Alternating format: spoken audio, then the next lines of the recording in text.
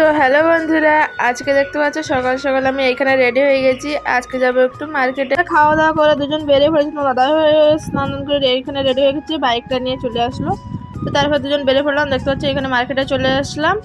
তো এসে তোমার দাদা ভাই বাইকটা সাইড করে রেখে এই দোকানটায় চলে আসলাম। তো আমি যখনই আসি এই দোকান থেকে কিছু না কিছু নেই।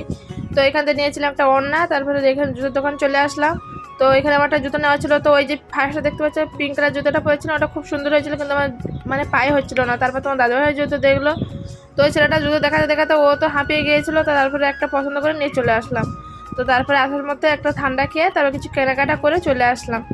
আর এখানে দেখতে পাচ্ছি এখানে আমি অনেক কিছু কেনাকাটা করেছিলাম আজকে।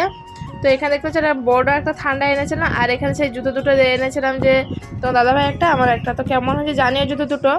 তো ওটা পিঙ্ক কালার ছিল, ওটাই বেশি ভালো লাগছিলো। তো কিন্তু আমার পায়ে হচ্ছিলো না বলে বাধ্য হয়ে এটাই এনেছি। তো এই সেই ওড়নাটা এনেছিলাম।